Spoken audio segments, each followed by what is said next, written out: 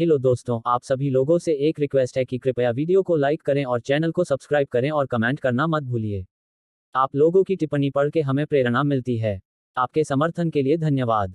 अध्याय 217 तलवार का आंतरिक संघर्ष सेक। यांग ये की बात सुनकर जियाओ लैंग को थोड़ा पछतावा हुआ। उसे यांग ये का विरोधी बनने का पछतावा नहीं था, उसे अभी अभी उस छोटे से आदमी को नाराज करने का पछतावा था। अगर उसने उस छोटे से आदमी को नाराज नहीं किया होता, तो जब तक वह स्वर्णिम गहन ऊर्जा के कुंड में प्रवेश करने में सक्षम होता, उसे आत्मा रैंक में आगे बढ़ने में ज्यादा से ज्यादा 1 साल लग जाता। आत्मा रैंक, अगर वह अपनी सामान्य गति के अनुसार साधना करता, तो उसे कम से कम कुछ साल तो लग ही जाते। जियाओ लैंग ने हल्की आह भरी और कहा, मानव, मैं थोड़ा समझ गया हूं कि यह अब तुम्हारे पास क्यों रह रहा है। तुम्हारे उस स्थान के भीतर की गहन ऊर्जा हम डाकबीस्टों को घातक रूप से आकर्षित करती है। मेरी राय में शायद कोई भी डाकबीस्ट ऐसा नहीं है जो उस स्थान के प्रलोभन का विरोध कर सके। क्या मैं पूछ सकता हूं कि वह वास्तव में क्या है? चिंता मत करो, अगर मुझे पता भी चल गया, तो मैं इसके बारे में किसी को नहीं बताऊंगा। क्योंकि हमारे बीच का सोल कॉन्ट्रैक्ट तुम्हें हर समय मेरे भाग्य को नियंत्रित करने की अनुमति देता है। यांग ये ने अपना सिर हिलाया और कहा, जियो लैंग, तुम्हें बस अपना वादा पूरा करना है। चिंता मत करो, समय आने पर मैं तुम्हारी इच्छा पूरी करूंगा। यह सुनकर जियाओ लैंग ने आगे कुछ नहीं कहा। उसने सिर हिलाया और फिर वह बैंगनी रोशनी की एक किरण में बदल गया जो यांग ये के भंवर डांटियन में प्रवेश कर गई। जियाओ लैंग के अपने वोटेक्स डांटियन में प्रवेश करने के बाद यांग ये ने बैंगनी मिंग को देखा और फिर उसने छोटे साथी के सिर को रगड़ते हुए कहा, छोटे साथी, वास्तव में वह आत्मा अनुबंध क्या है? बैंगनी मिंग ने पलकें झपकाईं और फिर उसने न तो अपना सिर हिलाया और न ही सिर हिलाया। यांग ये ने जब यह देखा तो मुस्कुराया और उसने जवाब देना बंद कर दिया। उसने बैंगनी मिंग को अपनी बाहों में भर लिया और दूर की ओर भाग गया। जब उसने देखा कि यांग ये ने उत्तर देना बंद कर दिया है, तो वह यांग ये की बाहों में पलकें झपकाने लगा, जबकि उसकी आंखों में एक अजीब चमक चमक उठी। Dot dot dot dot dot dot Ascension mountain range से 500 किलोमीटर दूर उस पहाड़ की चोटी पर, जहां विभिन्न शक्तियों के प्रतिनिधि रहते थे, एक 9वीं रैंक का ब्लैक हॉक अचानक उड़कर आया और एक साल्थू के कंधे पर आ गिरा। थोड़ी देर बाद एक साल्थू की पुतलियां सिकुड़ गईं और फिर उसने किंग यूनजी और दूसरों की ओर देखा और फिर उसने गंभीर आवाज में कहा, असेंशन माउंटेन रेंज में एक रहस्यमयी डाकबीस्ट दिखाई दिया है और यह वास्तव में एक इंसान के बगल में रह रहा है। आखिर क्या हो रहा है? यह सुनते ही सु किंगशी, जो अपनी आंखें बंद करके ध्यान कर रही थी, ने अचानक अपनी आंखें खोली और उनके भीतर चिंता की एक झलक दिखाई दी। किंग यूनजी ने भौहें सिकोड़ते हुए कहा, एक साल्थू, यह आपकी समस्या होनी चाहिए। क्या आपकी डाकबीस्ट रेस के सदस्य बहुत गर्वित नहीं हैं? यह किसी इंसान का पीछा क्यों करेगा? एक साल्थू ने ठंडी आवाज में कहा, किंग यूनजी, मुझे यह पता न चलने दें कि इसे तुम इंसानों द्वारा नियंत्रित किया जा रहा है। अन्यथा हम्फ। किंग यूनजी ने व्यंग्य करते हुए कहा, हु जोंगयुआन, यहाँ बकवास मत करो। हो सकता है कि वह रहस्यमयी डाकबीस्ट स्वेच्छा से उस मानव प्रोफोफर के साथ चल रहा हो। चाहे वह अपनी इच्छा से हो या नहीं, वह मर चुका है। हु जोंगयुआन ने ठंडे स्वर में कहा, इस समय यह सिर्फ मेरे डाकबीस्ट साम्राज्य के कुलीन लोग ही नहीं हैं जो असेंशन माउंटेन रेंज के भीतर उस युवक का पीछा कर रहे हैं, यहाँ तक कि आपकी मानव जाति के प्रखर लोग भी यही कर रहे हैं। इसलिए चाहे उसके पास कितनी भी असाधारण क्षमता क्यों न हो, उसके लिए असेंशन माउंटेन रेंज से बचकर निकल पाना असंभव है। जब उसने यहाँ तक बात की, तो हु जोंगयुआन ने अचानक किंग यूनजी को देखा और कहा, माना जाता है कि यह आपके मूल स्कूल के युआन टोंग थे जिन्होंने उस युवक का पीछा करने का आदेश दिया था। क्या, किंग यूनजी, क्या आपका मूल स्कूल उस युवक के पास मौजूद डाकबीस्ट को नियंत्रित करने की विधि में बहुत रुचि रखता है? किंग यूनजी की आंखों में एक ठंडी चमक चमक उठी, फिर भी उसने कोई जवाब नहीं दिया। उसने पीछे मुड़कर असेंशन माउंटेन रेंज को देखा और भौहें सिकोड़ते हुए अपने दिल में कहा, युआन टोंग की ताकत के साथ वह यांग ये नामक उस युवक को भागने की अनुमति कैसे दे सकता था? क्या ऐसा हो सकता है कि फिर से कुछ अप्रत्याशित हुआ हो? जब उसने देखा कि किंग यूनजी चुप है, तो हु जोंगयुआन ने ठंडी आवाज में गुर्राहट की, जबकि उसकी आंखों में एक भयानक हत्या का इरादा दिखाई दिया। उसने धीमी आवाज में ब्लैक हॉक से कुछ कहा और फिर वह असेंशन माउंटेन रेंज की ओर उड़ गया। चाहे वह युवक उस रहस्यमयी डाकबीस्ट के साथ कैसे भी क्यों न खत्म हुआ हो, वह उस युवक को अपनी जान लेकर ग्रैंड मायरीड पर्वतों को छोड़ने की अनुमति नहीं देगा।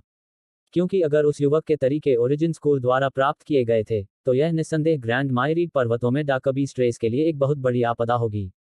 सु किंगशी ने अपने गोरे हाथों को कसकर जकड़ते हुए असेंशन पर्वत श्रृंखला की दिशा की ओर देखा और उसकी खूबसूरत आंखों में चिंता और गहरी हो गई। दरअसल असेंशन पर्वत श्रृंखला पर मनुष्यों और डाकबीस्ट्स ने अब एक दूसरे को निशाना बनाना बंद कर दिया था, क्योंकि उनका एक ही लक्ष्य था और वह था यांग ये को ढूंढना। यह कहा जा सकता है कि वह पूरी दुनिया का दुश्मन था। हालांकि यांग ये को इसकी परवाह नहीं थी। छोटे साथी ने अपनी आभा को छिपाने में उसकी मदद की, इसलिए असेंशन माउंटेन रेंज पर व्यवहारिक रूप से कोई भी डाकबीस्ट या इंसान नहीं था जो उसे देख सकता था। इसके अलावा कुछ डाकबीस्ट और मानव डिपॉफर्स के अलावा अन्य लोग उससे सामना होने पर व्यवहारिक रूप से अपनी जान दे रहे थे। इस बार छोटे साथी ने उन डाकबीस्ट पर कोई दया नहीं दिखाई और उसने उन सभी डाकबीस्ट को नष्ट करने की पहल की जो यांग ये की तलाश कर रहे थे। जंगल में सीटू रोंग तलवार संप्रदाय के सदस्यों को यांग ये की खोज में ले जा रहा था। मुरोंग याओ अचानक उसके पीछे रुक गई और उसने उसे देखा और कहा, सीटू रोंग, क्या तुम वाकई मूल स्कूल के युवानटोंग की आज्ञा का पालन करने और यांगे का पीछा करने का इरादा रखते हो? सीटू रोंग ने हिलना बंद कर दिया और फिर वह मुरोंग याओ को देखने के लिए मुड़ा और उसने ठंडी आवाज में कहा, मुरोंग याओ, मुझे पता है कि तुम्हारे और यांगे के बीच कुछ है, लेकिन यह मत भूलो कि यांगे ने हमारे तलवार संप्रदाय को लगभग सभी का दुश्मन बना दिया था। वह स्पष्ट रूप से किंग रैंक डाकबीस्ट को नियंत्रित करने में सक्षम है, फिर भी विधि को सौंपने से इनकार करता है, जिससे हम मनुष्यों को डाकबीस्ट के साथ लड़ाई में बुरी तरह से हारना पड़ता है। तुम अभी भी ऐसे स्वार्थी व्यक्ति की रक्षा करने का इरादा रखते हो? मुरोंग याओ ने अपने चेहरे पर स्पष्ट तिरस्कार और उपहास प्रकट करते हुए कहा, सीटू रोंग, मुझे ऐसा लगता है कि तुम डर रहे हो कि यांगे संप्रदाय में तुम्हारी स्थिति को खतरे में डाल देगा, है न? वास्तव में यांग ये ने जो क्षमता और ताकत दिखाई है, उसके साथ उसे तुमसे आगे निकलने में ज्यादा समय नहीं लगेगा, सीटू रोंग। यह इस हद तक है कि आरोही रैंकिंग के दूसरे दौर के दौरान उसकी उपलब्धियां तुमसे बेहतर होंगी। इस तथ्य के साथ कि तुम दोनों के बीच पहले से ही दुश्मनी थी, इसलिए तुम उसे मौत के घाट उतारना चाहते हो। मैं वास्तव में यह सब समझती हूँ, लेकिन मैं वास्तव में तुम्हें नीची नज़र से देखती हूँ क्योंकि तुम एक निजी दुश्मनी का बदला लेने के लिए अपने पद का दुरुपयोग करते हुए इतनी गरिमापूर्ण और सम्मानजनक मुद्रा धारण करने पर जोर देते हो। सीटू रोंग के हाव भाव बदल गए और उसकी आंखों में हत्या का इरादा चमक उठा और उसने ठंडे स्वर में कहा, मुरोंग याओ, यह मत सोचो कि मैं तुम्हें मारने की हिम्मत नहीं करूंगा। मुरोंग याओ ने ठंडी हंसी में कहा, सीटू रोंग, सच कहूं तो मैं बहुत समय से तुम्हें देख नहीं पा रहा था। अगर यह तलवार संप्रदाय की आरोही रैंकिंग की खातिर नहीं होता, तो मैं सच में तुम्हें अभी मार डालना चाहता। तुम, सीटू रोंग ने तिरस्कार के साथ कहा, मुरोंग याओ, मैं मानता हूं कि तुम और यांग ये दोनों में बहुत बड़ी क्षमता है, लेकिन उससे क्या? तुम दोनों या तो प्रथम स्वर्ग क्षेत्र के 7वें रैंक पर हो या प्रथम स्वर्ग क्षेत्र के दूसरे रैंक पर, जबकि मैं प्रथम स्वर्ग क्षेत्र के 9वें रैंक पर हूं। इसके अलावा मैंने तलवार संप्रदाय की एक पृथ्वी रैंक तलवार तकनीक को सफलतापूर्वक विकसित किया है। तो तुम दोनों में मुझे चुनौती देने के लिए क्या योग्यता और ताकत है? मुरोंग याओ ने अपना सिर हिलाया और आगे कुछ नहीं कहा। उसके बाद वह मुड़ी और चली गई। अलग अलग सिद्धांतों वाले लोगों के बीच समझ के लिए कोई सामान्य आधार नहीं था। वह वास्तव में अब सीटू रोंग और दूसरों के साथ नहीं रहना चाहती थी। जैसे ही उसने मुरोंग याओ को पलटकर जाते हुए देखा, सीटू रोंग की आंखों में एक ठंडी चमक चमक उठी। अगले ही पल उसने अपने हाथ में तलवार लेकर उस पर वार किया, जिससे तलवार की एक बर्फ जैसी सफेद धार हवा में तेजी से सीटी बजाती हुई मुरोंग याओ की ओर तेजी से चली। थोड़ी देर की हिचकिचाहट के बाद सीटू रोंग ने अंत में हमला करने का फैसला किया। तलवार संप्रदाय की युवा पीढ़ी में केवल यांग ये और मुरोंग याओ ही उसके लिए खतरा पैदा करने में सक्षम थे, और अगर उसने उन दोनों को खत्म कर दिया, तो वह भविष्य में तलवार संप्रदाय की युवा पीढ़ी में नंबर 1 विशेषज्ञ होगा। बेशक सबसे महत्वपूर्ण बात यह है कि मुरोंग याओ को वह सब पता था जो उसने असेंशन माउंटेन रेंज पर यांग ये के साथ किया था। वह जानता था कि उसने असेंशन माउंटेन रेंज पर यांग ये के साथ जो किया था, वह वास्तव में सम्मानजनक नहीं था। अगर मुरोंग याओ ने तलवार संप्रदाय को यह खबर भेजी, तो तलवार संप्रदाय के उच्च अधिकारियों पर निश्चित रूप से उसके बारे में बुरा प्रभाव पड़ेगा। इसलिए मुरोंग याओ को मरना ही था। जब उसने तलवार की क्यूई को महसूस किया जो पीछे से उस पर हमला कर रही थी, तो मुरोंग याओ के सुंदर चेहरे पर भाव थोड़े बदल गए और वह तेजी से घूम गई, जबकि उसकी कलाई घूम गई, जिससे उसके हाथ में तलवार तेजी से कट गई। नहीं, यह कहना चाहिए कि इसने कई बार वार किया, क्योंकि इस पल में मुरोंग याओ ने कम से कम 10 बार वार किया था, लेकिन यह एक ही बार जैसा लग रहा था क्योंकि उसकी गति बहुत तेज थी। अनुभव करना, उसकी तलवार ने सीधे सीटू रोंग की तलवार की क्यूई को तितर बितर कर दिया, और फिर उसने अपनी तलवार सीटू रोंग की ओर तानते हुए कहा, सीटू रोंग, क्या तुम एक साथी शिष्य पर हमला करके मौत की तलाश में हो? सीटू रोंग की पलकें झपकने लगी जब उसने देखा कि मुरोंग याओ ने अपनी तलवार की क्यू को फैला दिया है। उसने पहले कभी मुरोंग याओ से लड़ाई नहीं की थी, इसलिए अब तक उसे उसकी ताकत का केवल एक मोटा अनुमान ही था। लेकिन अब ऐसा लग रहा था कि उसने उसकी ताकत को थोड़ा कम करके आंका था। उसे मुरोंग याओ को हराने की अपनी क्षमता पर भरोसा था, लेकिन उसे मारने की अपनी क्षमता पर भरोसा नहीं था। उसने गहरी सांस ली, तलवार संप्रदाय के कुछ शिष्यों की ओर देखा जो उसके बगल में खड़े थे, और फिर उसने कहा, एक साथ हमला करो और उसे मार डालो। वे सभी उसके भरोसेमंद मित्र थे, इसलिए उसे बिल्कुल भी चिंता करने की जरूरत नहीं थी। पहले तो उन शिष्यों ने एक दूसरे को देखा और फिर झिझकना बंद कर दिया, और फिर उन्होंने अपनी तलवारें निकाल ली और मुरोंग की ओर तान दी। तलवार संप्रदाय में किसी को भी पक्ष लेना पड़ता था। अगर कोई सही पक्ष लेता है तो भविष्य में उसके दिन स्वाभाविक रूप से आरामदायक होंगे, लेकिन अगर कोई गलत पक्ष लेता है तो परिणाम स्पष्ट हैं। इस समय उन्होंने सीटू रोंग के पक्ष में खड़े होने का फैसला किया क्योंकि वह पहले स्वर्ग क्षेत्र के 9वें रैंक पर था। अध्याय 218 ओरियोल। जंगल में मुरोंग याओ गर्व से अपनी तलवार सीटू रोंग की ओर तानकर खड़ी थी। दूसरी ओर उसके पास कुछ बर्फीली ठंडी लाशें थीं। ये लाशें स्वाभाविक रूप से तलवार संप्रदाय के उन शिष्यों की थीं।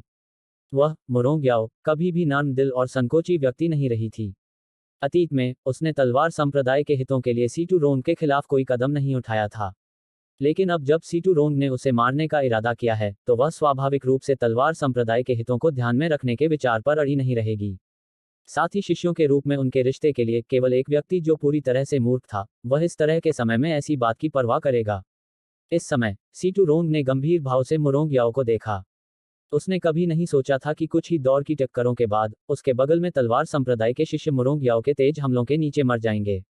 इसके अलावा मुरोंग याओ के इन तेज हमलों ने उसे खतरे का भी एहसास कराया, लेकिन चाहे जो भी हो, मुरोंग याओ को मरना ही था। जब उसने यहां तक सोचा तो सीटू रोंग के शरीर के भीतर गहन ऊर्जा का संचार होने लगा, और फिर कहीं से तेज हवा का झोंका आया और उसके हाथ में तलवार चमक उठी। तलवार पर एक चमक उठी, जबकि उसने अपना दाहिना हाथ थोड़ा ऊपर उठाकर मुरोंग याओ की ओर तलवार तान दी। उसने कहा, मुरोंग याओ, मैं मानता हूं कि मैंने तुम्हें अतीत में वास्तव में कम आंका था, लेकिन यह ठीक है क्योंकि तुम आज निश्चित रूप से मर जाओगे। मुरोंग याओ की भौहें उठ गईं जब उसने कहा, आप इसे आजमा कर क्यों नहीं देखते।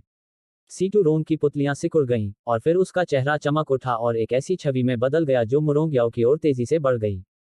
जब वह मुरोंग याओ के सामने पहुंचा तो उसके हाथ में तलवार तेजी से मुरोंग याओ की गर्दन की ओर बढ़ी। मुरोंग याओ की आकृति अचानक पीछे की ओर मुड़ गई, जैसे कि उसका शरीर दो टुकड़ों में टूट गया हो, और उसने सीटू रोंग के हमले से बचकर निकल गई। उसके बाद उसने अपने पैर की नोक से जमीन पर टैप किया, और ऐसा लगा जैसे उसका शरीर फिसल रहा हो और वह 10 मीटर से ज्यादा पीछे हट गई। जब वह पलटवार करने ही वाली थी तो उसकी पुतलियां अचानक सिकुड़ गईं और वह दाईं ओर दूर की ओर देखने लगी। उसने पूछा, कौन है। जब उसने यह सुना तो सीटू रोंग रुक गया और उसने उस पर दोबारा हमला नहीं किया, और फिर उसने बाईं ओर देखा। कितनी तीव्र इंद्रियां। इन शब्दों के साथ ही काले कपड़े पहने एक युवक पेड़ के पीछे से बाहर आया। सीटू रोंग और मुरोंग याओ के चेहरे के भाव बदल गए जब उन्होंने इस युवक को देखा, क्योंकि वह भूत संप्रदाय से ली जियानजुन था। ली शियानजुन ने सीटू रोंग और मुरोंग याओ को देखा और फिर मुस्कुराया और कहा, कितनी अफसोस की बात है। मैं मूल रूप से तलवार संप्रदाय के साथी शिष्यों को एक दूसरे को मारते हुए देखना चाहता था। दुर्भाग्य से मुझे देख लिया गया। आप दोनों जारी रख सकते हैं। मैं गारंटी देता हूं कि मैं हस्तक्षेप नहीं करूंगा, ठीक है। क्या तुम सोचते हो कि हम मूर्ख हैं। सीटू रोंग ने ठंडे स्वर में कहा। ली शियानजुन ने अपना सिर हिलाया और कहा, यह वास्तव में अफसोस की बात है। ऐसा लगता है कि मैं इसे केवल खुद ही कर सकता हूं।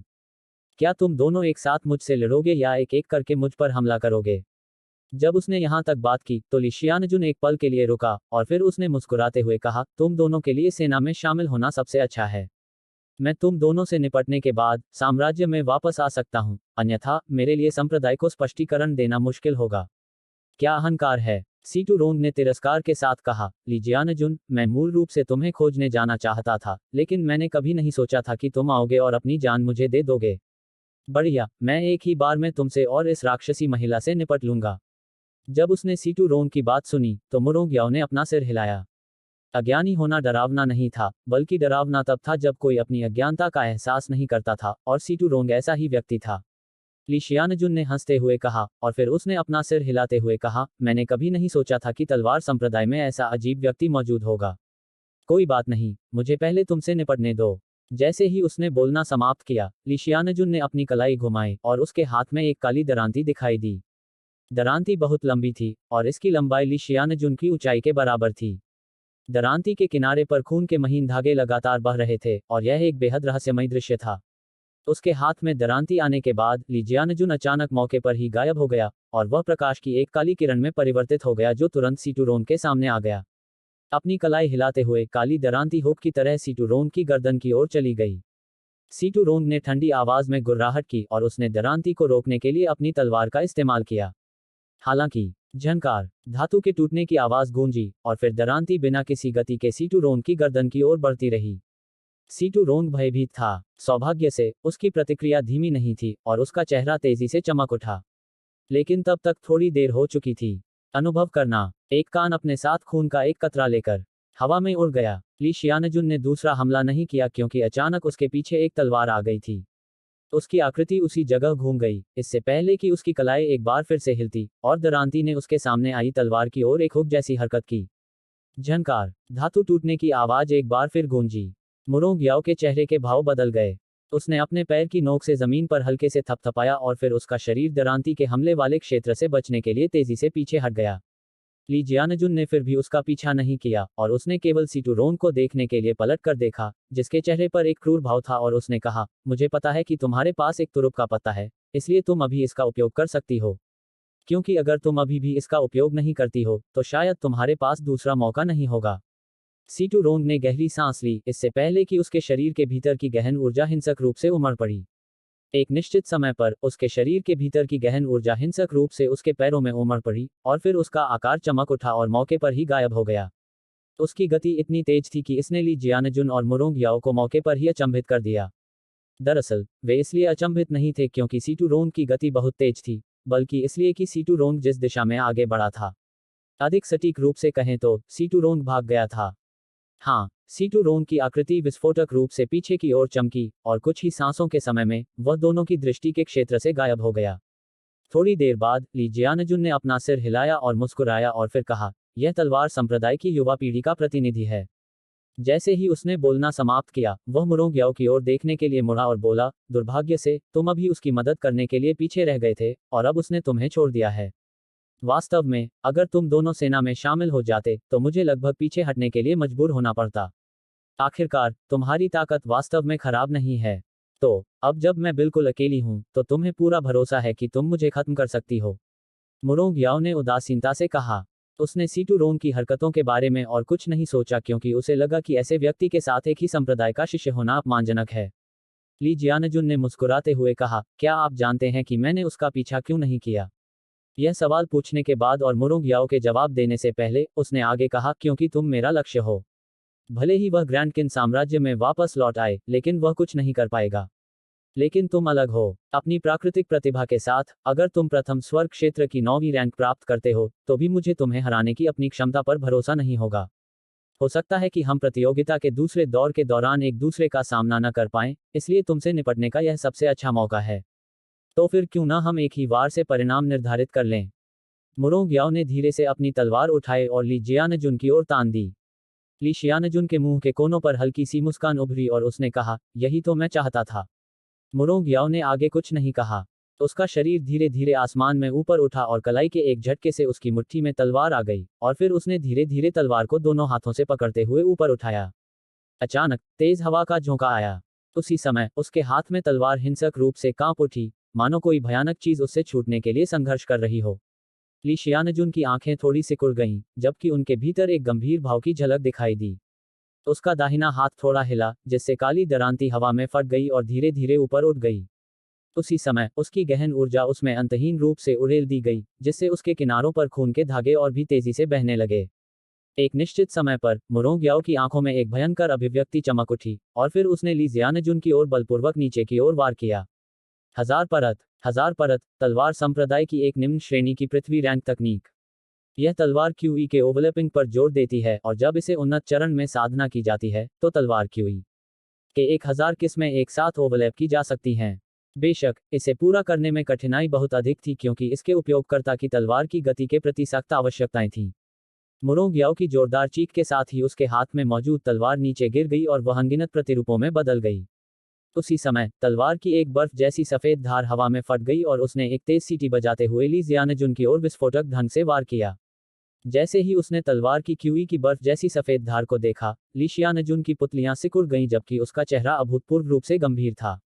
क्योंकि यह तलवार की क्यूई की एक धार नहीं बल्कि कम से कम 100 धार थी। दूसरे शब्दों में, उसके सामने खड़ी इस महिला ने अपनी तलवार से तुरंत 100 वार किए थे।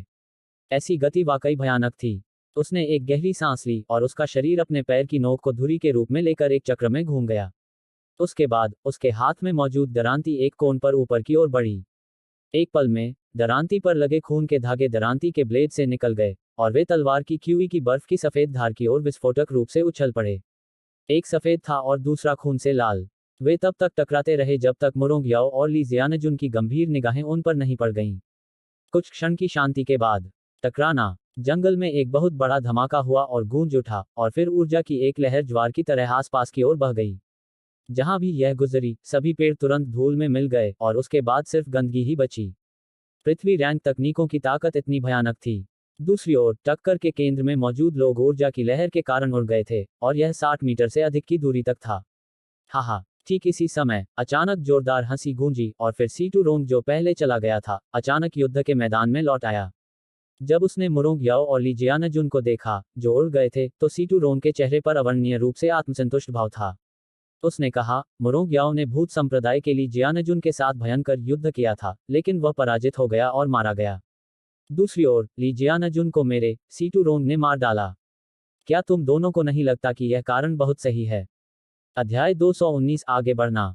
ठीक उसी समय जब सिटू रोंग संतुष्ट था, ली जियानजुन की आकृति जो बगल से जमीन पर गिर गई थी, अचानक हिल गई, और फिर वह एक रक्त लाल छाया में बदल गई जो दूर की ओर चमक उठी। कुछ ही पलों में ली जियानजुन सिटू रोंग की दृष्टि के क्षेत्र से गायब हो गया था। सीटू रोंग के चेहरे पर आत्मसंतुष्ट भाव जम गया और फिर यह एक क्रूर भाव में बदल गया। उसने उम्मीद नहीं की थी कि ली जियानजुन में वास्तव में अभी भी एक आंदोलन तकनीक का उपयोग करने की ताकत होगी। अगर उसे पता होता कि ऐसा होगा, तो वह यहां आते ही हमला कर देता और अपनी सांस बर्बाद नहीं करता। अन्यथा वह अपने खोए हुए कान का बदला लेने में सक्षम होता। सीटू रोंग ने गहरी सांस ली और अपने दिल में आक्रोश और क्रोध को दबा लिया, और फिर वह मुरोंग याओ की ओर देखने लगा जो एक पेड़ पर टिकी हुई थी। इस समय मुरोंग याओ बहुत दयनीय स्थिति में थी। उसका चेहरा भयानक रूप से पीला था, जबकि उसके मुंह के एक कोने से चमकीले लाल रक्त की धार बह रही थी। इसके अलावा उसके पूरे शरीर को ढकने वाले कपड़े फटे हुए थे, जिससे उसके शरीर का एक बड़ा हिस्सा उजागर हो गया था। कहने की जरूरत नहीं है कि मुरोंग याओ बेहद खूबसूरत थी। भले ही वह अभी इतनी दयनीय स्थिति में थी, फिर भी वह बेहद खूबसूरत थी, और यह इस हद तक भी था कि अब उसकी त्वचा का एक बड़ा हिस्सा उजागर होने के कारण वह पुरुषों के लिए घातक आकर्षण भी दिखाती थी। सीटू रोंग की आंखों की गहराई में वासना की एक झलक चमक उठी जब उसने उसे देखा, और फिर वह धीरे धीरे उसके पास गया और कहा, मुरोंग याओ, हमें प्राणघातक दुश्मन बनने की जरूरत नहीं थी। आपकी गलती यांग ये की तरफ खड़ी होना था। मैं अब तुम्हें मार सकता था, लेकिन इस बात को ध्यान में रखते हुए कि हम एक ही संप्रदाय से हैं, मैं तुम्हें एक मौका दूंगा। अगर तुम आपसी साधना के लिए मेरे दाव साथी बनने को तैयार हो तो मैं तुम्हें छोड़ दूंगा। मुरोंग याओ ने हल्की खांसी की और फिर उसने अपना सिर ऊपर उठाकर सीटू रोंग को देखा, जबकि उसका भयानक पीला चेहरा तिरस्कार से भरा हुआ था। उसने कहा, आपका आपसी खेती के लिए दाव साथी? सीटू रोंग, तुम्हें वाकई आईने में देखना चाहिए। क्या तुम्हारे जैसा कुत्ता भी मेरा मुरोंग याओ का दाव साथी बनने के योग्य है? सीटू रोंग की आंखों में एक ठंडी चमक चमक उठी, और उसने ठंडी आवाज में कहा, मुरोंग याओ, फिर मुझे निर्दयी होने का दोष मत दो। लेकिन चिंता मत करो, मैं मरने से पहले तुम्हें अपना दाव साथी बना लूंगा। आखिरकार तुम वाकई बहुत खूबसूरत हो।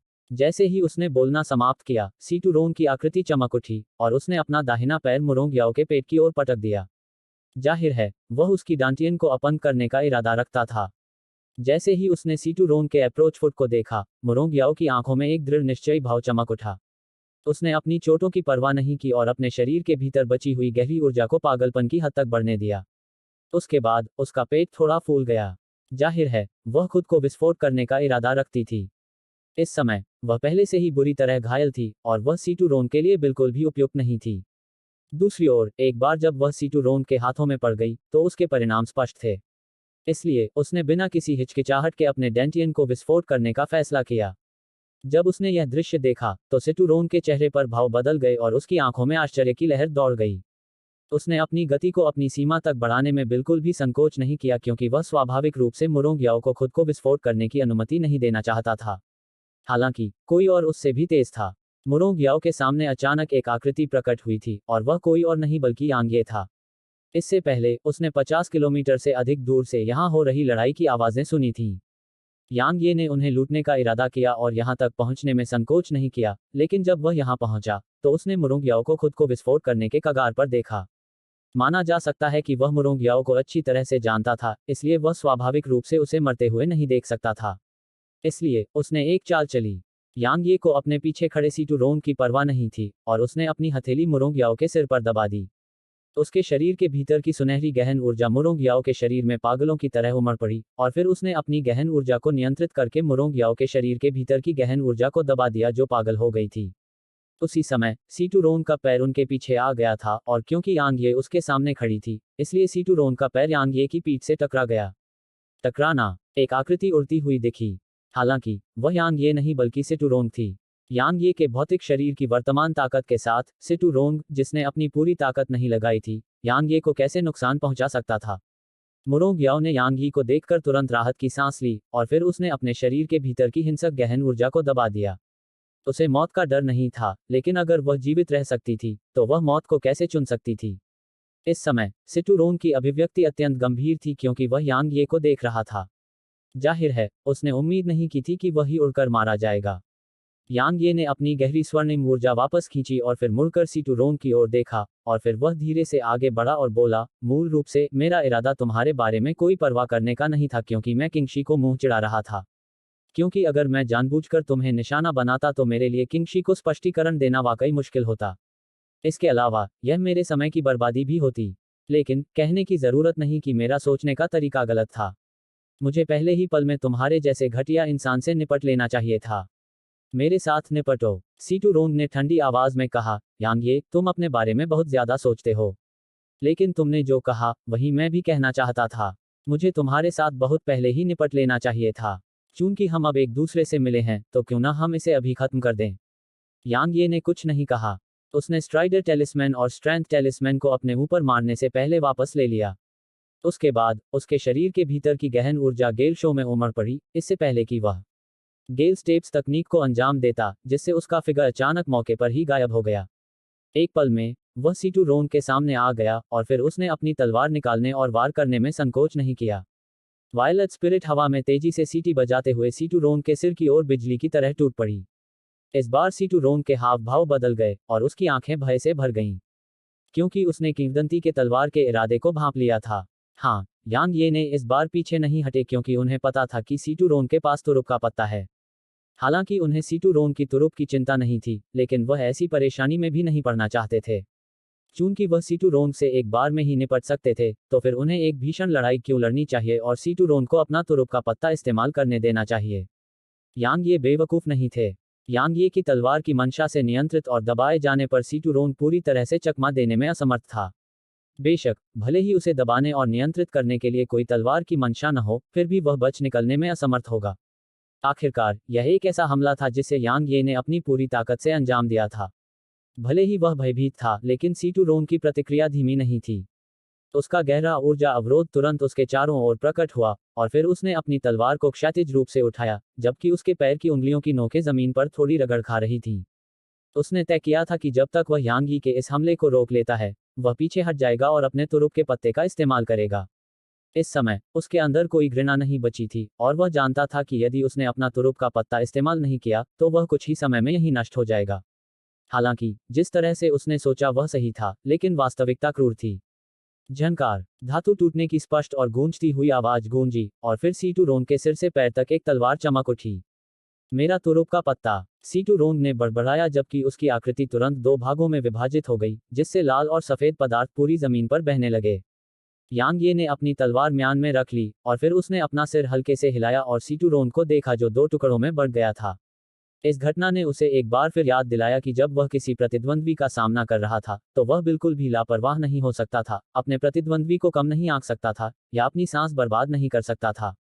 अगर सीटूरोंग ने अपनी सांस बर्बाद नहीं की होती और यांग ये को कम नहीं आंका होता, और उसने तुरंत अपनी पूरी ताकत लगा दी होती, तो यांग ये निश्चित रूप से तलवार के एक ही वार से सीटूरोंग को मारने में असमर्थ होता। हालांकि सीटूरोंग ने ऐसा नहीं किया था।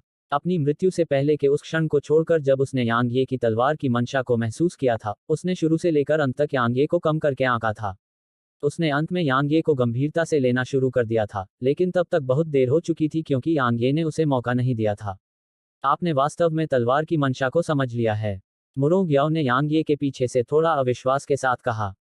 यांग ये ने उसे जवाब देने के लिए पीछे मुड़कर नहीं देखा। उसने अपना सिर उठाया, दूर की ओर देखा, और फिर ठहाके लगाकर हंसा। तुमने शो देख लिया है, तो अब बाहर आने का समय हो गया है न? मुरोंग याओ की अभिव्यक्ति बदल गई जब उसने उसे सुना। कोई और वास्तव में यहाँ है। जैसे ही यांग ये ने बोलना समाप्त किया, एक आकृति पेड़ के पीछे से बाहर आई।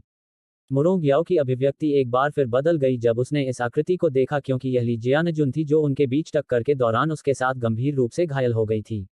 लेकिन इस समय ली जियानजुन को बिल्कुल भी चोट नहीं लगी थी। ली शियानजुन ने कुछ कदम चलने के बाद रुककर यांग ये को देखा और फिर मुस्कुराया। फिर उसने कहा, तो तुम तलवार संप्रदाय के असली तुरुप के पत्ते थे। टीएस्क तलवार की मंशा और सोने के तत्व की गहन ऊर्जा का पहला स्तर। कोई आश्चर्य नहीं कि तुमने युआन टोंग के खिलाफ जाने की हिम्मत की। यांग ये ने अपनी सांस बर्बाद नहीं की।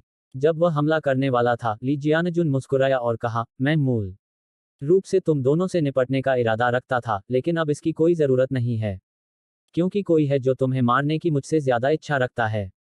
अगर तुम बच गए, तो हम असेंशन रैंकिंग के दूसरे दौर के दौरान मौत से लड़ सकते हैं। जैसे ही उसने बोलना समाप्त किया, उसका शरीर हिल गया और फिर वह सीधे रक्त लाल छाया में बदल गया जो पीछे की ओर चमक रही थी। उसी समय ऊर्जा से बना एक उग्र लाल कमल अचानक उस स्थान के ऊपर हवा में फट गया जहां ली जियानजुन अभी खड़ा था। यांग यी की पलकें झपकने लगी जब उसने इस रक्त लाल कमल को देखा, क्योंकि उसे पता था कि उसका ठिकाना उजागर हो चुका है। तो संभवतः हजारों मनुष्य और डार्कबीस्ट सभी दिशाओं से आ रहे थे। अध्याय 220 वायलेट मिंट की भयानक क्षमता। गहरी सांस लेने के बाद यांग ये मुड़ा और मुरोंग याओ के पास गया। अपनी हथेली को घुमाते हुए उसने एक उच्च श्रेणी का हीलिंग टेलिस्मन उस पर थपथपाया, और फिर उसने 3 स्ट्राइडर टेलिस्मन निकाले और उन्हें मुरोंग याओ को दे दिया। और फिर उसने कहा, तुम्हारी ताकत के साथ ग्रैंड मायरीड पर्वतों को छोड़ना मुश्किल नहीं होना चाहिए। चले जाओ जल्दी से। मुरोंग याओ ने एक पल के लिए गहराई से सोचा और फिर उसने झिझकना बंद कर दिया। उसने यांग यी के हाथ में स्ट्राइडर तावीज लिया, मुड़ी और चली गई।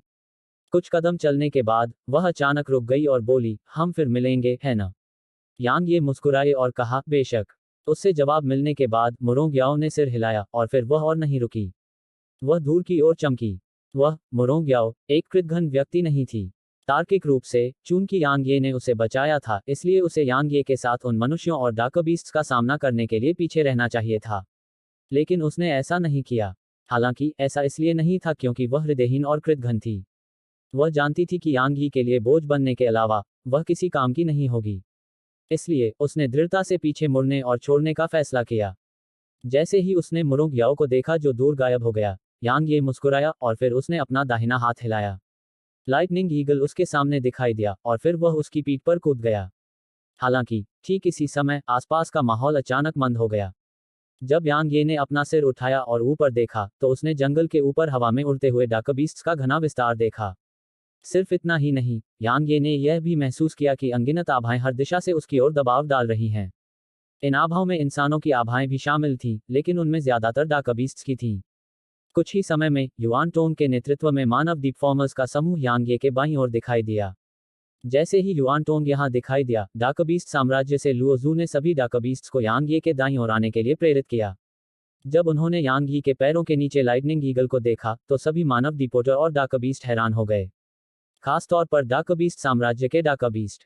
जिस समय उन्हें झटका लगा, उसी समय उन्हें गुस्सा भी आया, क्योंकि एक किंग रैंक डार्कबीस्ट ने वास्तव में एक इंसान को अपनी पीठ पर खड़े होने की अनुमति दी थी।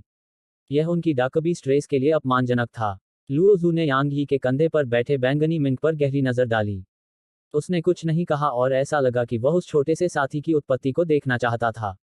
उसने सीटू रोंग को मार डाला। ठीक इसी समय किसी ने आश्चर्य से कहा।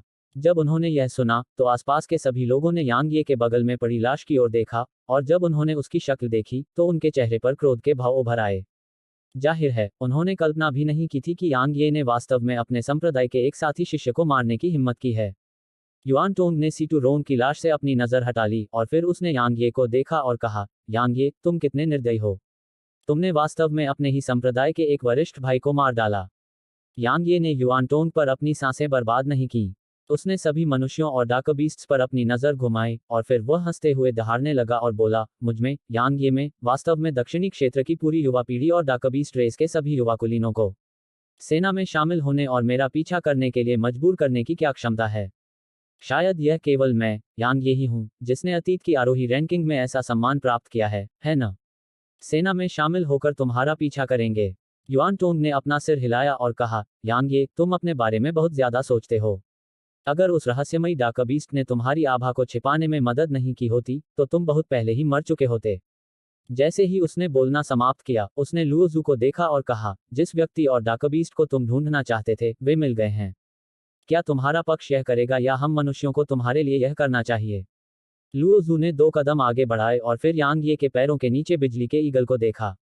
उसके बाद अचानक दबाव की एक किरण ने उसे घेर लिया और वह गहरी आवाज में चिल्लाया, यहाँ आओ। जैसे ही वह लुओजू के दबाव के संपर्क में आया, लाइटनिंग ईगल ने अपनी आंखों में एक भयभीत भाव प्रकट किया और फिर वह यांग ये को अपनी पीठ से झटकने वाला था। हालांकि ठीक इसी समय बैंगनी मिंक अचानक यांग ये के कंधे से चमक कर लाइटनिंग ईगल के सिर पर उतर आया। अपने छोटे पंजे की एक लहर के साथ बैंगनी रोशनी की एक किरण तुरंत लाइटनिंग ईगल के सिर पर फट गई और फिर वहां एक खूनी पकड़ दिखाई दी। जब उसने बैंगनी मिंक को भड़कते देखा तो लाइटनिंग ईगल की आंखों में भय गहरा गया और फिर उसने अपना सिर नीचे कर लिया, जमीन पर लेट गया और कोई भी जल्दबाजी करने की हिम्मत नहीं जुटा पाया। यह देखकर लुओजू के चेहरे के हाव भाव बदल गए।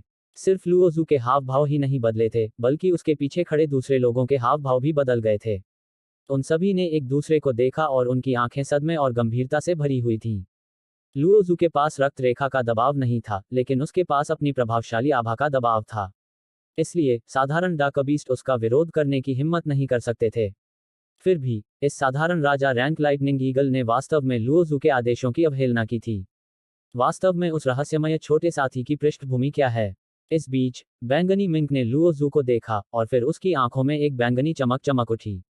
इसके अलावा बैंगनी रोशनी उसके छोटे पंजों पर टिमटिमा रही थी। जाहिर है, यह इस साथी से नाराज था जिसने अपने अधीनस्थ को उससे छीनने की कोशिश की।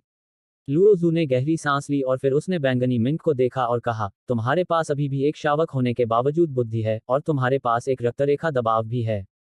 तार्किक रूप से कहें तो तुम्हें बहुत पहले ही ग्रैंड मायरीड पर्वतों में प्रसिद्ध हो जाना चाहिए था, लेकिन मैंने तुम्हारे बारे में कभी नहीं सुना। इसके अलावा मेरी राय में डाकबीस्ट रेस के इतिहास में तुम्हारा कोई रिकॉर्ड नहीं है। तुम्हारी पृष्ठभूमि वास्तव में क्या है? छोटे साथी ने लुओजू को कोई जवाब नहीं दिया। उसने अपना छोटा पंजा लाइटनिंग ईगल की ओर लहराया और लाइटनिंग ईगल समझ गया कि छोटे साथी का क्या मतलब है और धीरे धीरे आसमान में उड़ गया। युआन टोंग ने जब यह दृश्य देखा तो उसकी भौहें तन गईं। हालांकि उसने इसे रोका नहीं, क्योंकि उसे विश्वास था कि डाकबीस्ट रेस यांग यी और उस रहस्यमयी छोटे आदमी को बिल्कुल भी जाने नहीं देगी। जैसे ही उसने लाइटनिंग ईगल को ऊपर उठते देखा, लुओजू के बगल में खड़े ज़िक्शियू ने धीमी आवाज में कहा, उन्हें जाने की अनुमति नहीं दी जा सकती। एक साल ठू ने आदेश दिया है कि इसे किसी इंसान के हाथों में नहीं पड़ने दिया जा सकता। आपने भी इसे देखा है। यह हमारी डाकबीस्ट रेस के लिए एक असाधारण खतरा है। यह सुनकर लुओजू ने हल्के से सिर हिलाया और फिर उसने अपना दाहिना हाथ थोड़ा ऊपर उठाया और फिर उसे नीचे की ओर दबाया। अगले ही पल यांग ये के ऊपर आसमान में उड़ते हुए डाकबीस्ट्स ने तुरंत आकाश और धरती को ढक लिया और यांग ये और वायलेट मिंक की ओर बढ़ गए।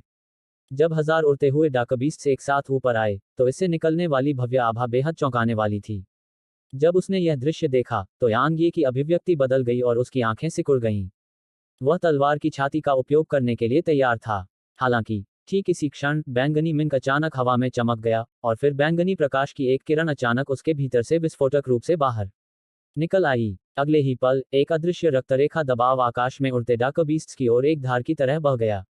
उसी समय प्रकाश की कुछ दर्जन गहरी बैंगनी किरणें आकाश को चीरती हुई उन उड़ते हुए डाकबीस्ट्स की ओर बढ़ीं। यांग ये की अभिव्यक्ति बदल गई। वह जानता था कि इस बार छोटा लड़का वास्तव में क्रोधित था, क्योंकि बैंगनी रोशनी की वे लड़ियां उन सभी बैंगनी रोशनी से कई गुना अधिक शक्तिशाली थी जो छोटे लड़के ने पहले की थीं। जाहिर है, इस बार छोटा लड़का पीछे नहीं हटा था। जब वे उड़ते हुए डाकबीस्ट वायलेट मिंक के रक्तरेखा दबाव के संपर्क में आए तो वे सभी बिना किसी अपवाद के रुक गए और उनकी आंखों में भय छा गया। वे 1 इंच भी आगे बढ़ने की हिम्मत नहीं कर पाए। यह इस हद तक था कि वे छोटे साथी द्वारा छोड़े गए वायलेट प्रकाश के तारों को चकमा देने की हिम्मत नहीं कर पाए और उन्हें अपने शरीर पर फटने दिया। यह सिर्फ आकाश में उड़ रहे डाकबीस्ट्स ही नहीं थे, बल्कि जमीन पर मौजूद डाकबीस्ट्स भी इस दबाव से कांपने लगे थे, और यह इस हद तक था कि कुछ तुलनात्मक रूप से कमजोर डाकबीस्ट्स पहले से ही जमीन पर लेट गए थे। टकराना। हवा में कई तीखी चीखें तुरंत गूंज उठीं और फिर कुछ दर्जन उड़ते हुए डाकबीस्ट हवा में ही गिर पड़े। इस बीच लाइटनिंग ईगल उन उड़ते हुए डाकबीस्ट के घेरे से बाहर निकलकर आसमान में चढ़ गया। उसके बाद कुछ ही सांसों में वह सभी की नजरों से ओझल हो गया। हाहा, नीचे सभी को अलविदा, हम प्रतियोगिता के दूसरे दौर के दौरान फिर मिलेंगे। यांग ये की बेलगाम और गरजती हुई हंसी दूर आसमान में गूंज उठी। जैसे ही उसने यांग ये के गायब होने की दिशा पर नजर डाली, युआन टोंग की आंखें थोड़ी सिकुड़ गईं, जबकि उनके भीतर हत्या का इरादा बिल्कुल भी छिपा नहीं था। जाहिर है उसने कल्पना नहीं की थी कि उस छोटे से साथी के पास वास्तव में ऐसी भयानक क्षमता थी जो सभी जानवरों को उसके सामने झुकने पर मजबूर कर सकती थी। इस पल उसे पछतावा हुआ। उसे उस दिन लापरवाह होने और यांग ये को भागने देने का पछतावा हुआ, क्योंकि अगर उसे यह रहस्यमय डार्कबीस्ट और डार्कबीस्ट को नियंत्रित करने का तरीका मिल जाता। युआन टोंग का तो जिक्र ही नहीं, यहाँ मौजूद सभी मानवीय गहराइयों ने कभी नहीं सोचा था कि उस छोटे से साथी के पास सभी जानवरों को अपने सामने झुकाने की क्षमता थी। क्योंकि पहले के सभी डार्कबीस्ट किंग ग्रैंड डार्कबीस्ट थे, फिर भी उन्होंने उस छोटे साथी के सामने लड़ने की हिम्मत नहीं की। सबसे महत्वपूर्ण बात, वह छोटा साथी वास्तव में एक इंसान के साथ रह रहा था। अगर उन्होंने इसे अपनी आंखों से नहीं देखा होता तो वे इस पर बिल्कुल भी विश्वास नहीं करते। जैसे ही उसने लाइटनिंग ईगल को देखा जो एक छोटे काले बिंदु में बदल गया था, लुओजू ने अपनी नज़र हटा ली और कहा, कोई बात नहीं, इसे ग्रैंड मायरीड पर्वतों को छोड़ने की अनुमति नहीं दी जा सकती। एक साल ठो को सूचित करें, उसे उनका पीछा करने के लिए एक स्पिरिट रैंक विशेषज्ञ भेजने के लिए कहें। लेकिन क्या यह नियमों का उल्लंघन नहीं होगा? सीक्शियू, जो लुओजू के पास खड़ा था, ने बोलते हुए भौहें सिकोड़ी। लुओजू ने गहरी सांस ली और नर्म आवाज में कहा, यह अभी भी इसे मनुष्यों के हाथों में पड़ने देने से बेहतर है। अगर यह मनुष्यों के नियंत्रण में आ गया तो हमारी डार्कबीस्ट रेस खतरे में पड़ जाएगी।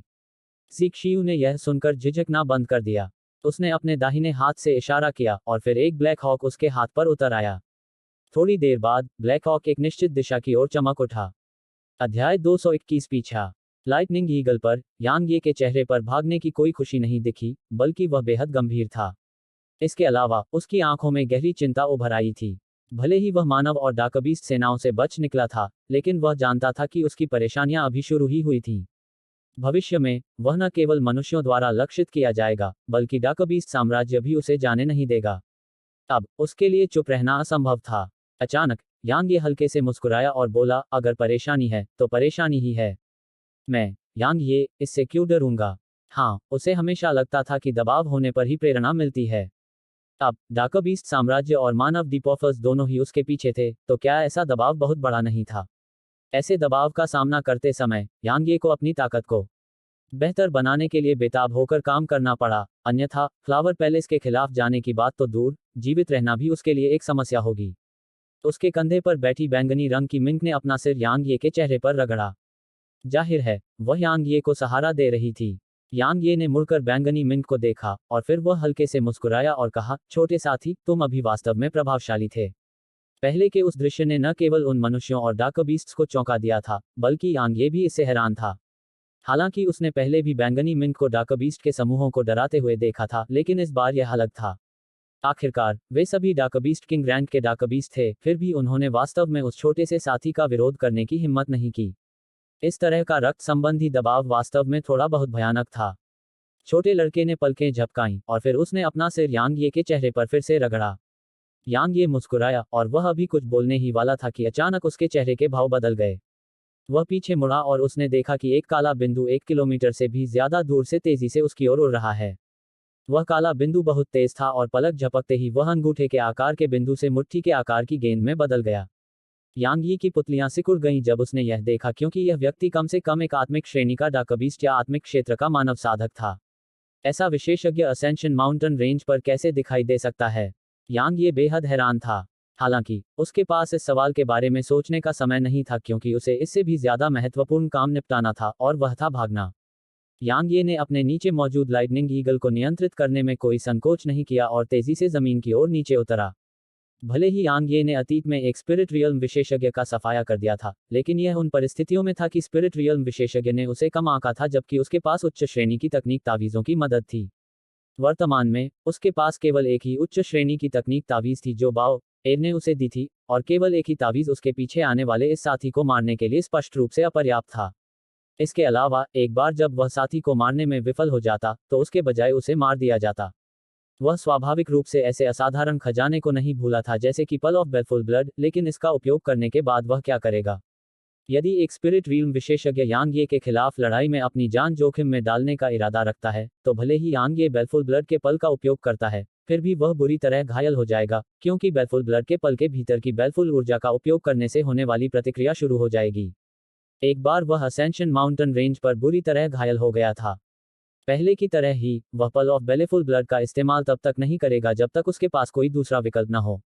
इसके अलावा एक बार जब वह इसका इस्तेमाल कर लेता है तो उसे यह गारंटी देनी होती है कि वह अपने दुश्मन का सफाया कर पाएगा। लाइटनिंग ईगल के जमीन पर उतरने के बाद यांग ये ने अपने हाथ से इशारा किया और वह तुरंत उसके वोटेक्स डैंटियन में आ गया। उसके बाद उसने एक स्ट्राइडर तावीज निकाला, उसे अपने ऊपर थपथपाया और फिर दूर की ओर चमका। ठीक उसी समय जब यांग ये अपनी जगह से गायब हो गया था, एक घुंघराले दाढ़ी वाला आदमी वहां उतरा। उस आदमी का ऊपरी शरीर नंगा था और उसकी बड़ी आंखें और मोटी भौहें थीं। इसके अलावा उसके शरीर की मांसपेशियां और नसें उभरी हुई थीं और ताकत से भरी हुई थीं।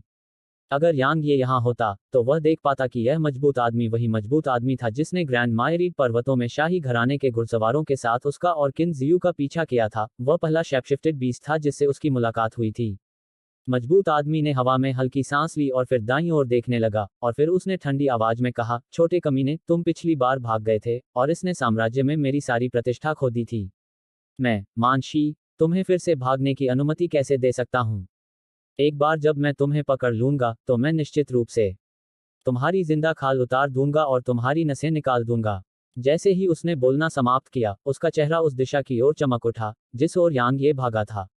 स्ट्राइडर टेलिस्मैन और गेल शूज से मिले बूस्ट के साथ यांग ये की गति बहुत तेज थी, लेकिन अंत में उसकी गति और मानशी की गति के बीच का अंतर बहुत बड़ा था।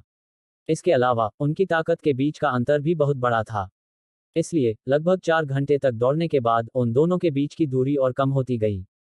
उनके बीच केवल 100 मीटर से कम की दूरी थी और यह दूरी अभी भी लगातार कम होती जा रही थी। कुछ ही देर में यांग ये की भौहें तन गईं क्योंकि उसने देखा कि उसके पीछे बैठे विशेषज्ञ के अलावा आसपास से अनगिनत आभाएं लगातार आ रही थीं। इसके अलावा ये सभी आभाएं इंसानों की नहीं बल्कि डाकबीस्ट्स की थीं। इस समय यांग ये को लगा कि कुछ गड़बड़ है। तार्किक रूप से कहें तो ऐसे विशेषज्ञ का असेंशन माउंटेन रेंज में दिखाई देना असंभव था, लेकिन अब ऐसा हो चुका था।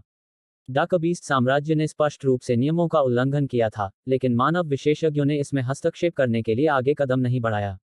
क्या मनुष्य और डाकबीस्ट दोनों मिलकर मेरा पीछा कर रहे हैं, या यह केवल डाकबीस्ट साम्राज्य है? यदि यह बाद वाला मामला होता तो ठीक था, लेकिन यदि यह पहले वाला मामला होता तो स्थिति काफी खराब हो जाती। मानव, मर जाओ। ठीक इसी समय यांग ये के पीछे अचानक एक भयंकर चीख गूंजी और फिर एक मुट्ठी भयंकर तूफान के साथ यांग ये के पीछे आती दिखाई दी। यांग ये का चेहरा बदल गया। वह तेजी से रुका, पीछे मुड़ा और अपनी मुट्ठी पटक दी। टकराना। यहाँ एक जोरदार धमाका हुआ और फिर यांग ये सीधे उड़ते हुए उड़ गया। 30 मीटर से अधिक दूर तक उड़ने के बाद यांग ये ने हल्के से अपने पैर की नोक को जमीन पर थपथपाया और वह घूमकर दूर की ओर चमक गया। मनशी की आंखों में आश्चर्य की एक झलक दिखाई दी। जाहिर है, उसने कल्पना नहीं की थी कि यह मानव जो केवल प्रथम स्वर्ग क्षेत्र में था, वास्तव में उसके साथ टकराने के बाद भागना जारी रख पाएगा। आखिरकार उसने उस हमले में अपनी 50% ताकत का उपयोग किया था, लेकिन यांग ये वास्तव में उसकी 50% ताकत का विरोध करने में सक्षम था।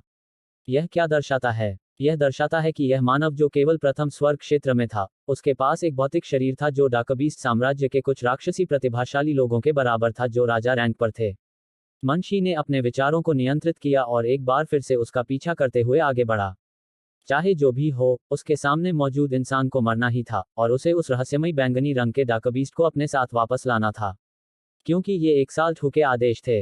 इस समय यांग ये ने अपनी गति को अपनी सीमा तक बढ़ा दिया था। जहां भी उसका फिगर गुजरा, हवा में सीटी की असंख्य आवाजें गूंज उठीं। अभी अभी अपने पीछे स्पिरिट रैंक डाकबीस्ट से टकराने के बाद उसे पता था कि यह स्पिरिट रैंक डाकबीस्ट फ्लावर पैलेस के फैंगी से अनगिनत गुना ज्यादा शक्तिशाली था। इसलिए अगर यह उसकी ताकत के आधार पर था तो वह इस डाकबीस्ट का मुकाबला बिल्कुल नहीं कर सकता था। उनकी साधना में अंतर वास्तव में बहुत बड़ा था। यह कुछ ऐसा था जिसे युद्ध तकनीकों से पूरा नहीं किया जा सकता था। बेशक अपवाद किंवदंती की स्वर्ग रैंक युद्ध तकनीक थी। अगर उसके पास स्वर्ग रैंक तकनीक होती और वह आश्चर्यचकित होकर अपने पीछे स्पिरिट रैंक डाकबीस्ट को ले जाता तो शायद उसके पास जीत का मौका होता। लेकिन अब उसके लिए अपनी जान बचाने के लिए भागना ही सबसे अच्छा था। वायलट मिंक पूरी तरह से बेफिक्र थी। उसने यांग ये के पीछे स्पिरिट रैंक डाकबीस्ट की पूरी तरह से अवहेलना की थी। वह यांग ये के कंधे पर बैठी थी और लगातार यांग ये के कान को खींच रही थी, जबकि उसकी आंखों में उत्साह झलक रहा था। ऐसा लग रहा था मानो वह यांग ये से कह रही थी कि वह थोड़ी और तेजी से चले। यांग ये की गति बढ़ती देखकर मानशी ने ठंडी आवाज में गुर्राहट की। उसने अपने दाहिने पैर से जमीन पर जोर से प्रहार किया और फिर विस्फोटक तरीके से गोली चलाने के लिए काउंटरफोर्स पर भरोसा किया। ठीक इसी समय यांग ये जो पागलों की तरह आगे बढ़ रहा था, अचानक रुक गया और फिर वह मुड़ा, अपनी तलवार निकाली और वार कर दिया। मानशी तब दंग रह गया जब उसने यांग ये को अचानक रुकते देखा। क्या यह बच्चा मौत को दावत दे रहा है? हालांकि यह विचार उसके दिमाग में अभी अभी आया था जब सोने की तलवार क्यूई की एक धार विस्फोटक रूप से ऊपर से निकली थी। जैसे ही उसने स्वर्ण तलवार क्यू को देखा, मानशी की आंखों में तिरस्कार की एक झलक दिखाई दी और उसने अपनी दाहिनी मुट्ठी सीधे उस ओर मोड़ दी। टकराना, एक विस्फोट हुआ और फिर सुनहरी तलवार क्यूई तुरंत बिखर गई। यह देखकर मानशी की आंखों में घृणा और भी बढ़ गई। हालांकि ठीक इसी समय उसकी पुतलियां सिकुड़ गईं क्योंकि उसे कुछ महसूस हुआ था। वह किनारे की ओर भागने ही वाला था, लेकिन तब तक बहुत देर हो चुकी थी और उसकी गर्दन से ताज़ा खून की धार बह निकली। यह यांग ये की छिपी हुई तलवार थी जिसने इस चोट का कारण बना। पहले की सुनहरी तलवार क्यूई केवल एक भेस थी और तलवार नियंत्रण तकनीक द्वारा नियंत्रित छिपी हुई तलवार उसकी असली घातक चाल थी। इस बार यांग ये ने पीछे नहीं हटे। न केवल उन्होंने छिपी हुई तलवार और तलवार नियंत्रण तकनीक का उपयोग किया था, बल्कि उन्होंने अपनी तलवार की मंशा और सोने के तत्व की गहन ऊर्जा का भी उपयोग किया था। हालांकि वह अंत में फिर भी असफल हो गया, क्योंकि जिस क्षण छिपी हुई तलवार ने मानशी के गले की त्वचा को चीरा था, मानशी ने अपनी ठोड़ी को नीचे दबाया था और बलपूर्वक छिपी हुई तलवार को जकड़ लिया था। अध्याय 222 उग्र आत्मा रैंक विशेषज्ञ। जब उसने यह दृश्य देखा तो यांग ये ने अफसोस के साथ अपना सिर हिलाया और फिर अपने दिल में एक विचार के साथ छिपी हुई तलवार उसकी मुट्ठी में वापस आ गई। उसके बाद उसने पीछे मुड़कर नहीं देखा, जबकि उसका आंकड़ा दूर की ओर चमक गया। एक भी वार करने पर दूर भागने की कोशिश नाकाम रही। इस समय यांग यी की शैली एक हत्यारे की शैली की तरह थी। मानशी ने अपनी गर्दन पर लगे खून को पोंछा और फिर उसने अपना सिर उठाकर यांग ये की ओर देखा जो उसकी दृष्टि के क्षेत्र से गायब हो गया था, इससे पहले कि उसकी अभिव्यक्ति तुरंत क्रूर हो जाती। वह एक प्रतिष्ठित आत्मा क्षेत्र विशेषज्ञ था, फिर भी वह वास्तव में प्रथम स्वर्ग क्षेत्र में एक मानव द्वारा घायल हो गया था। यह एक असाधारण अपमान था। मानव, मैं, मानशी, कसम खाता हूं कि जब तक मैं तुम्हें मार नहीं दूंगा, मैं चैन से नहीं बैठूंगा। यांग ये के पीछे से मानशी की दहाड़ गूंजी। उसके क्रोध ने मानशी को यह भुला दिया कि यांग ये उसकी सुरक्षा को भेदने में क्यों सक्षम था। वह यांग ये की तलवार नियंत्रण की अजीब तकनीक और उस अजीब तलवार को भूल गया था। इस समय उसके दिमाग में केवल एक ही विचार था और वह था इस इंसान को काटकर जिंदा निगल जाना। यांग ये पागलों की तरह दौड़ता रहा। उच्च श्रेणी के स्ट्राइडर टेलिस्मैन और गेल शूज की मदद से वह मुश्किल से अपने और मानशी के बीच एक निश्चित दूरी बनाए रखने में सक्षम था। हालांकि वह जानता था कि मानशी का उससे आगे निकल जाना बस समय की बात थी। यांग ये ने यहां तक सोचते हुए भौहें सिकोड़ लीं। अगर वह मानशी से लड़ता तो वह मानशी को हराना बिल्कुल भी नहीं जानता, फिर भी वह मानशी से आगे निकलने में भी असमर्थ था। दूसरी ओर उसने अभी अभी एक आश्चर्यजनक हमला करने की कोशिश की थी, लेकिन वह असफल रहा। कुछ ही देर में यांग यी की आंखें चमक उठीं। वह लगभग एक जगह भूल गया था और वह थी मौत की खाई। जब तक वह मौत की खाई में नीचे कूदता, तब तक क्या उसके पीछे वाला व्यक्ति उसका पीछा करना जारी रखने की हिम्मत कर सकता था। जब उसने यहां तक सोचा तो यांग ये ने तुरंत अपनी दिशा बदल दी और डेथ एबिस की ओर बढ़ गया। समय धीरे धीरे बीतता गया। यांग ये सुबह से रात तक और रात से दिन तक भागता रहा। दूसरी ओर मानशी एक भूत की तरह था जो उसका साथ नहीं छोड़ता था और उसके पीछे पीछे चलता था, जिससे वह चाहे जो भी हो, मानशी को दूर नहीं कर पाता था। अगर उसके पास स्ट्राइडर तावीज नहीं होते, तो मानशी शायद बहुत पहले ही उसे पकड़ लेता। यद्यपि मानशी ने अपनी आभा को छिपाने की पूरी कोशिश की थी, फिर भी मनुष्यों ने देखा कि डार्कबीस्ट साम्राज्य ने एक स्पिरिट रैंक विशेषज्ञ को भेजा था। उस चोटी पर जो असेंशन माउंटेन रेंज से 500 किलोमीटर से अधिक दूर थी, किंग यूनजी के नेतृत्व में मानव शक्तियों के सभी प्रतिनिधि डार्कबीस्ट साम्राज्य के समूह के साथ टकराव में थे, जिसका नेतृत्व हु जोंग्युआन कर रहा था। दोनों पक्ष हमला करने की प्रतीक्षा करते हुए ताकत जमा कर रहे थे और ऐसा लग रहा था कि अगले ही पल युद्ध छिड़ जाएगा। हु जोंग्युआन, आपके डार्कबीस्ट साम्राज्य ने वास्तव में नियम तोड़ने की हिम्मत की। किंग यूनजी ने हु जोंग्युआन को ठंडी निगाह से देखा और उसकी आवाज में खुला गुस्सा था। हु जोंग्युआन ने ठंडे स्वर में कहा, किंग यूनजी, मैंने तुम्हें अभी बताया था। मेरे डार्कबीस्ट साम्राज्य ने उस रहस्यमयी डार्कबीस्ट के लिए सिर्फ एक स्पिरिट रैंक विशेषज्ञ को भेजा था और हमने तुम्हारे सभी शिष्यों के खिलाफ कोई कदम नहीं उठाया है। बेशक, अगर तुम्हारे संप्रदाय के शिष्य उसे रोकते हैं, तो हमें निर्दयी होने का दोष मत दो। किंग यूनजी ने यह सुनकर एक पल के लिए गहराई से सोचा और फिर अंत में उसने कुछ नहीं कहा। वह स्वाभाविक रूप से समझ गया कि हु जोंग्युआन चाल चल रहा था, लेकिन कहने की जरूरत नहीं कि हु जोंग्युआन की हरकतें उसके इरादों के अनुरूप थीं। चूंकि मूल विद्यालय डार्कबीस्ट को नियंत्रित करने की विधि प्राप्त नहीं कर सका, इसलिए यह बेहतर था कि अन्य संप्रदाय भी इसे प्राप्त करने में असमर्थ हों। जब उसने यहां तक सोचा, तो किंग यूनजी पूरी तरह से चुप हो गया, और जब उन्होंने उसे चुप होते देखा तो अन्य शक्तियां भी चुप हो गईं। जाहिर है, उन सभी के विचार किंग यूनजी जैसे ही थे। तलवार संप्रदाय के युहिंग और सुकिंगशी स्वाभाविक रूप से चुप नहीं रहेंगे, क्योंकि कोई बात नहीं, यांग ये अब तलवार संप्रदाय का प्रतिनिधित्व कर रहे थे। ठीक जब युहिंग कुछ कहने वाले थे, हु जोंगयुआन ने अचानक उनकी ओर देखा और ठंडे स्वर में बोला, शायद आप दोनों अभी भी अनजान हैं, लेकिन आपके तलवार संप्रदाय के शिष्यों के बीच आंतरिक कलह भड़क उठी है। मुरोंग याओ के अलावा तलवार संप्रदाय के सभी अन्य शिष्यों को यांग ये ने मार डाला था। हाँ, सीटू रोंग को भी उसने मार डाला था। उस समय वहां कुछ हजारों मनुष्य और अनगिनत डाकबीस थे जिन्होंने इसे देखा था। मुझे लगता है कि किंग यूनजी को भी इसकी खबर मिल गई होगी। तो आप दोनों उससे पूछ सकते हैं। यह सुनकर युहिंग और सुकिंगशी के हाव भाव बदल गए। युहिंग ने पलटकर किंग यूनजी की ओर देखा और कहा, भाई युहिंग, हु जोंगयुआन ने आपसे झूठ नहीं बोला। मुरोंग याओ के अलावा आपके तलवार संप्रदाय के सभी भाग लेने वाले शिष्य यांग ये के हाथों मारे गए हैं। क्या आप अभी भी ऐसे विश्वासघाती और विश्वासघाती शिष्य का साथ देने का इरादा रखते हैं? तस्क तस्क। इस बीच कोगू ने अचानक हंसते हुए कहा, साथी शिष्य एक दूसरे को मार रहे हैं। युहिंग, मैंने कभी उम्मीद नहीं की थी कि आपके तलवार संप्रदाय के शिष्य वास्तव में एक दूसरे को मार देंगे। हा हा हा। युहिंग की अभिव्यक्ति भद्दी हो गई।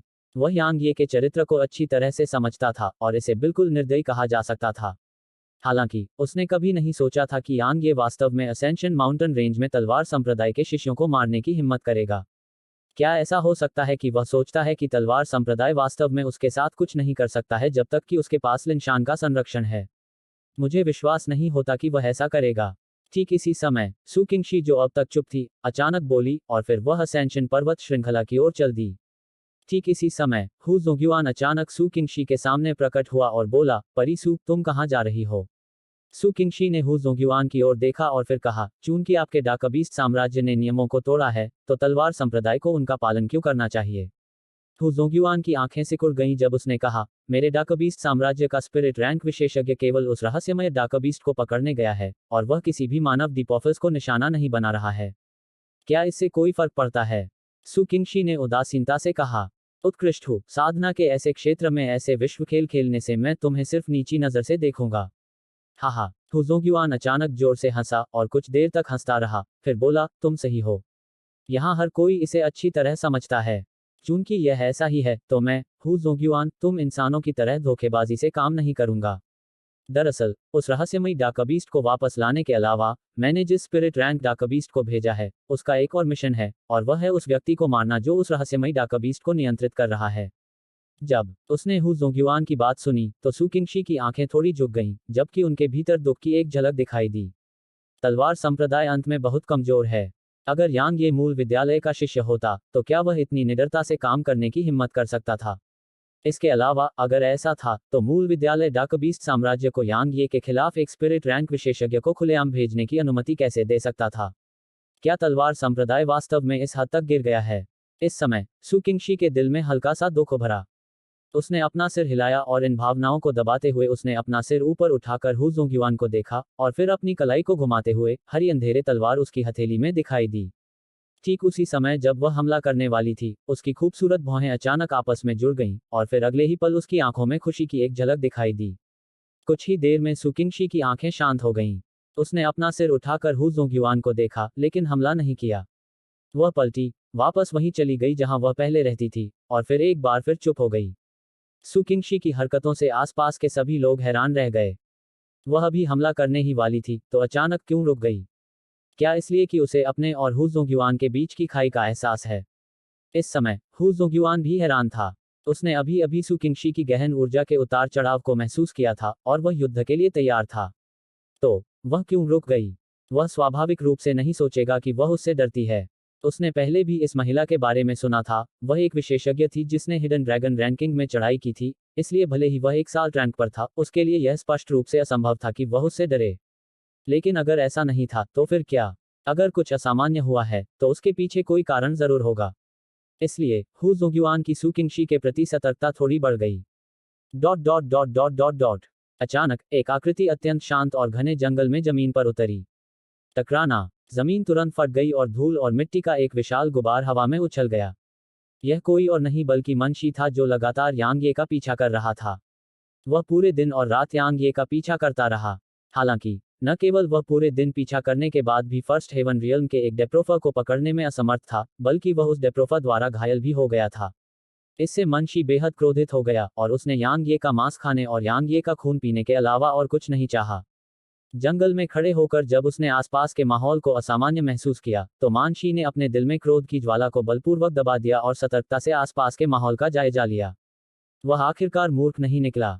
यांग ये के साथ कई बार टकराव के बाद उसने यांग ये की ताकत का पुनर्मूल्यांकन किया। यांग ये की ताकत वास्तव में उससे कमतर थी, लेकिन यांग ये की युद्ध तकनीक बेहद अजीब थी। अगर यांग ये के पास वह अजीब तकनीक होती तो उसे यांग ये से डरने की जरूरत नहीं होती। हालांकि यह सिर्फ इतना हुआ कि यांग ये ने किंवदंती के तलवार के इरादे को समझ लिया था और यांग ये की गहन ऊर्जा सोने के तत्व की गहन ऊर्जा थी। सीधे शब्दों में कहें तो यांग ये अब उसके लिए खतरा बन चुका था। बेशक अगर यह आमने सामने की लड़ाई होती तो स्वाभाविक रूप से उसे यांग ये से डरने की कोई जरूरत नहीं होती। लेकिन अगर यांग ये ने चालें चली तो क्या होगा, इसमें कोई शक नहीं था, क्योंकि यांग ये पहले से ही ऐसा कर रहा था। हेलो दोस्तों, आप सभी लोगों से एक रिक्वेस्ट है कि कृपया MP स्टोरी बॉय चैनल को सब्सक्राइब करें और वीडियो को लाइक करें। कमेंट करना मत भूलिए। धन्यवाद।